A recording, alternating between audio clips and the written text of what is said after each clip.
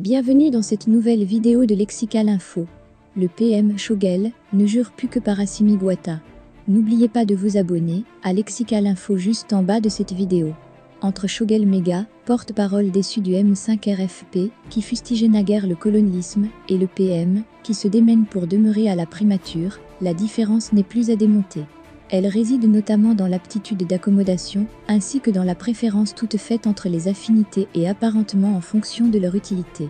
Ceux qui en doutaient en dépit des dithyrambes à l'adresse du président de transition devraient en avoir le cœur net depuis l'interview accordée par la primature au confrère Alain Foka de RFI. À l'occasion, il n'aura point suffi au chef du gouvernement de transition d'insister sur la symbiose et l'identité de vue qui caractérisent ses rapports avec le chef de l'État. Chacune de ces déclarations, en bien comme en mal, est en effet largement partagée par le président Assimi Goïta, a ainsi soutenu Shogel Mega. Le Premier ministre, par la même occasion, ne tarissait pas de reconnaissance envers le chef de l'État pour le choix porté sur sa personne, pour conduire l'action gouvernementale. Le hic est que le Premier ministre s'en réjouit au point d'oublier la partition de sa famille politique, dans le processus qui l'a conduit à la primature. Oublier, en clair, le consensus politique arraché de haute lutte au sein du M5 lors de sa désignation comme chef du gouvernement. Les annonces abjectes résistent à la justice des mœurs, quoiqu'elles soient ventilées dans une langue peu accessible au grand public, leur persistance sur les places publiques continue de heurter impunément les sensibilités.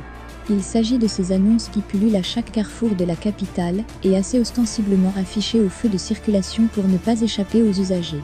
Mais elles sont pour la plupart destinées à une certaine clientèle de sensations sexuelles, avec des messages qui défient toute obscénité. Développe, sexe, éjaculation rapide, faiblesse sexuelle, etc., sont les syndromes auxquels les charlatans de la modernité proposent la panacée. Depuis plusieurs années, que la pratique a cours, aucune enquête ou mesure punitive n'est intervenue de la part des magistrats chasseurs d'atteinte aux mœurs. Et pourtant la traque en la matière est d'autant plus aisée que leurs auteurs s'en cachent à peine. En effet, sur chaque message figure leur contact téléphonique et référence. La junte est-elle divisée sur la durée de la transition, iront ou n'iront pas? La question se trouve sur toutes les lèvres depuis la fin des assises nationales de la refondation et l'annonce de 5 années maximum pour la durée de la transition. Les autorités ont beau défendre qu'il s'agit d'une base de discussion, l'opinion demeure sceptique quant à leur volonté de se dépêcher pour un retour à l'ordre constitutionnel et la conduite du processus de la transition à son terme. Mais il faut dire que les inquiétudes ne sont que très partiellement justifiées. Et pour cause, l'unanimité, semble-t-il, est loin d'être faite autour d'une extension exagérée de la durée de la transition.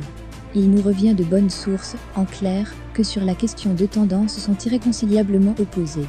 On note d'une part ceux qui sont acquis à la position du Premier ministre d'une transition intégralement refondatrice, puis d'autre part, les défenseurs d'un schéma qui ne saurait aucunement excéder la durée du mandat du défunt président déchu. Nos sources confient par ailleurs que le chef de l'État en personne appartient à la seconde tendance. De quoi faciliter peut-être, dernier ressort, la tâche de négociateur de la SEDIO. Merci pour votre aimable attention et n'oubliez pas d'activer la cloche de notification pour recevoir les prochaines informations.